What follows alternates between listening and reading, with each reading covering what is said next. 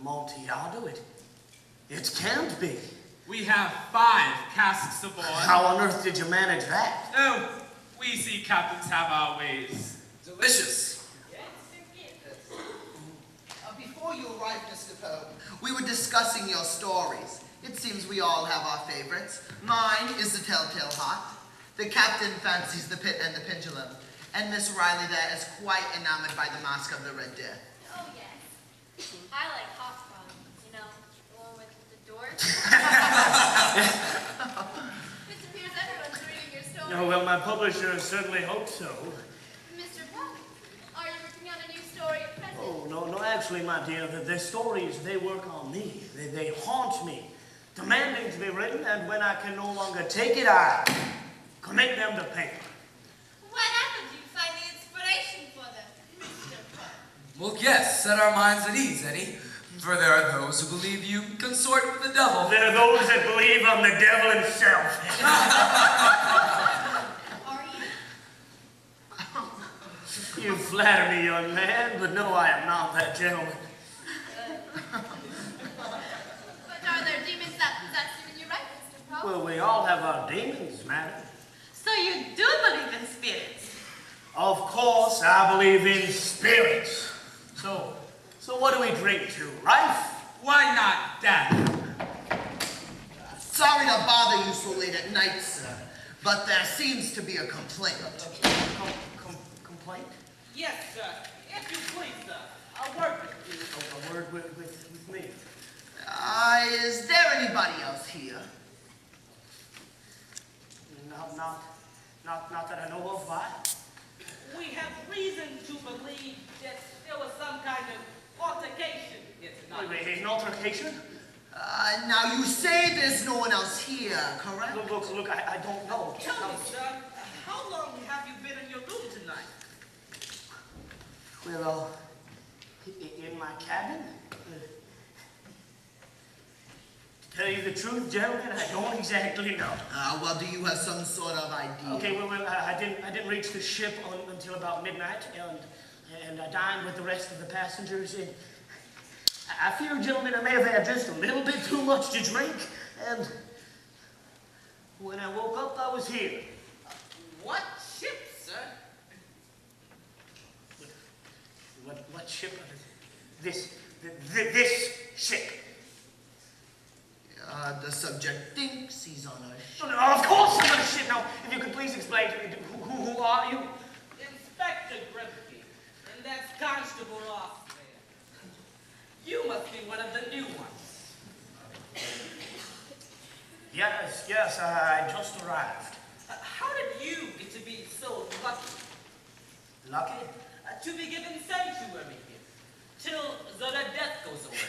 Yeah, that's if it goes away. Ooh, I like you. The prince. Illustrious benefactor.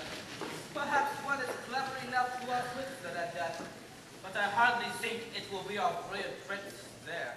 You don't like him? Look at him. He's a buffoon. No. No. Is there any particular reason? A mere accident of birth. He was born first. So you might have been Prince. Might have been. That's a plague in itself. My dear friends, for tonight's amusement, I've composed a little epic trifle of a poem. Here we go. I can't wait to see his face when he comes face to face with the Red Death. Wait, you think the Red Death is going to penetrate the high walls of this castle? My dear boy, I am counting on it. Again we gather in this hall of mirth, tipping our tumblers, improving our girth. Our never-ending feast, may it never end, and if it does, may it begin again. As prince of this realm I proclaim, don't be wary, let the jesters jest, let the merry be merry. Your Highness, what moving verses. I hardly know. Silence! Your Highness,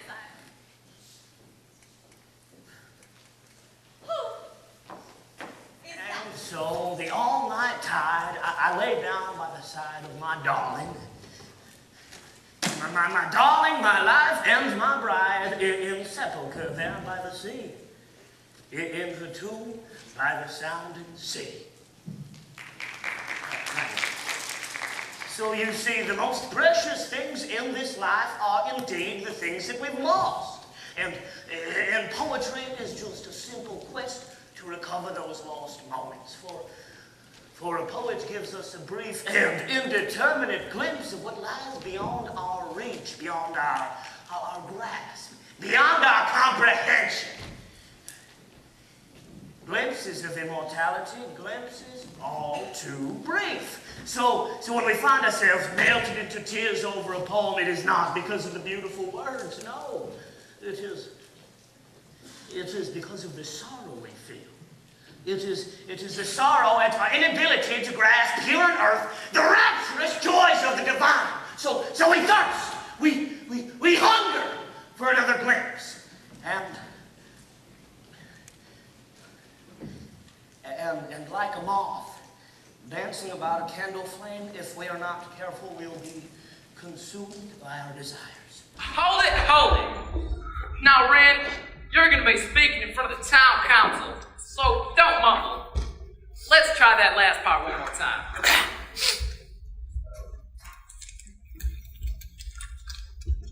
Citizens of Beaumont, a town is only as small as the minds of the people who live in it.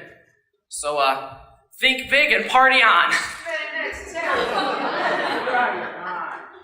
Rand, we're not saying the speech is bad, it's just that it's no good. Well, Willard, what do you want me to do, man? I've rewritten it 9 times. Here's the thing. You're going to be facing Reverend Moore and some of the most stubbornest people in town. Yeah, you've already got plenty of people boiling the mad. Yeah, folks are picking sides. They're not picking yours. Who am I kidding? I don't know what I was thinking getting into this mess. Maybe I ought to just give up now. Whoa, hold on there, little buddy. We don't mean to discourage you. After all the work we done? All the flyers we passed out, everybody at school's already climbing the walls. Yeah, you just gotta rethink your approach. Now, Mom always says, Oh, man. I figured it'd sort of round things up around here. Damn near plugged that man in the department store when he called me a punk. Asked me what my missus' name was, and if I had any kids. There'll be plenty left to make another. You'd be welcome to it. Tarnation, Susan. Now what would I be doing with the rest? You look pretty in a clam. Reckon that's what most women wear, don't they? Gosh almighty, Bill. I wouldn't know what to do with something like that hanging from me. You might try it sometime. Reckon you might be surprised. Well, if you change your mind. Now, where did I put my guidance ladybug in? Hello, Sandra. Jennifer, haven't seen you for ages. What are you doing here? Well, I'm like you. Too early for the party. It's always so shameful to be early, isn't it?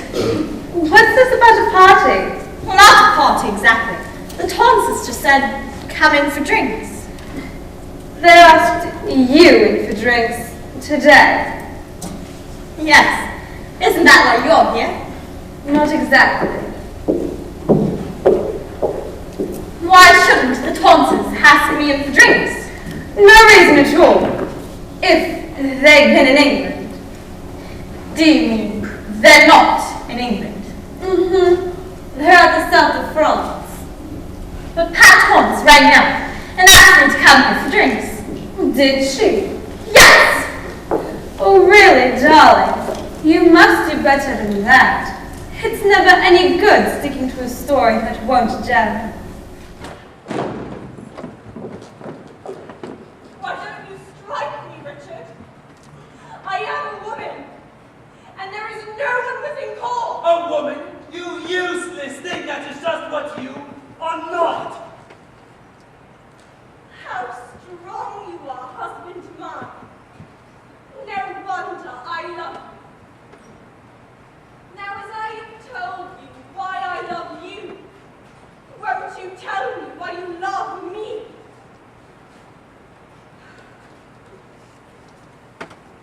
Are you ever ruffled me?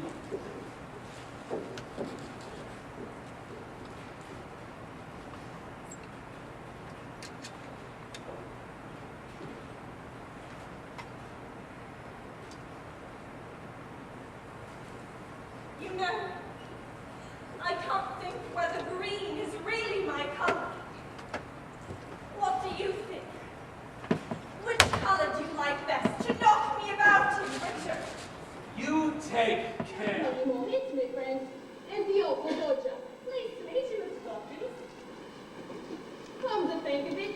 I don't know who's my friend. Still, what's the difference? You're coming with me. Are you sure, Mr. Fagan won't mind? Mind? Come city yourself. That's him. Come city yourself. One in the family. We've taken to you. So strong. It's here. We're getting together. What are we paying a police force for anyway? One moment I'm curled up in a nice warm bed, and the next I'm in on some plan with a maniac who comes up behind you and... Climate! Ah! Who is it? What? Don't creep up on me like that. I heard voices. Some women were here. Apparently, I'm on some sort of vigilante committee.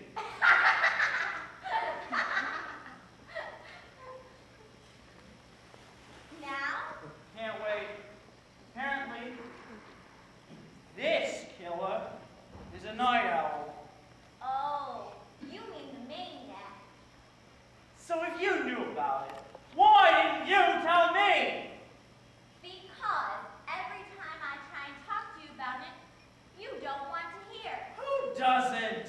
You're always too busy with work and your hobby. Do you mind if it's the height of the season? I said to you, there's one unsolved murder. There's two unsolved murders. There's 6 unsolved murders. How are you, handsome? Fine. What have you got there? A book? A book? You're always reading books. You're becoming a regular bookie.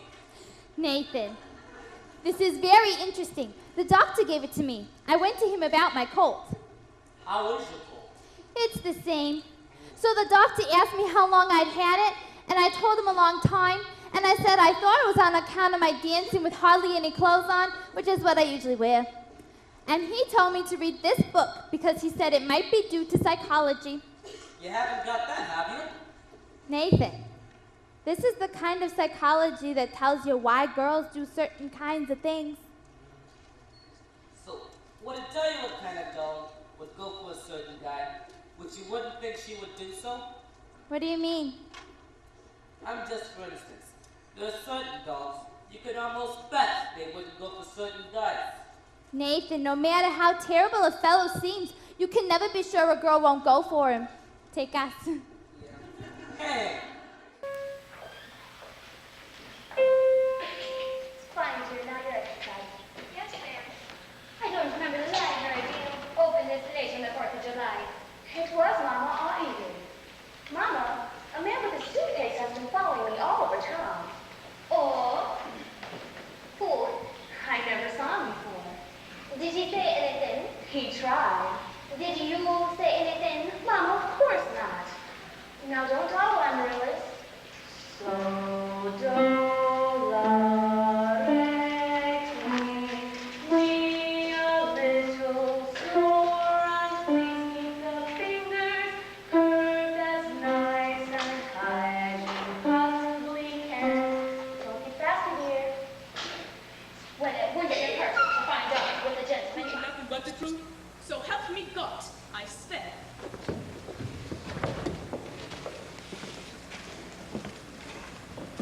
Your name.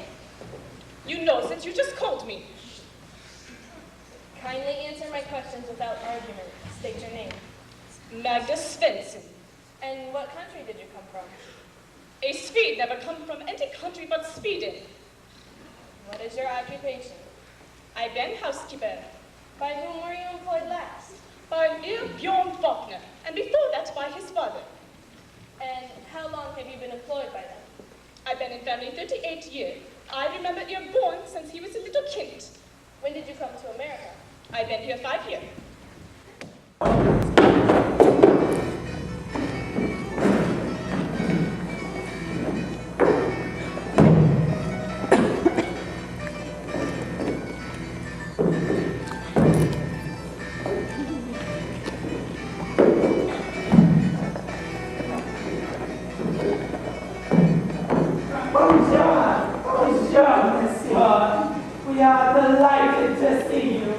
delighted. We are in great need of your help.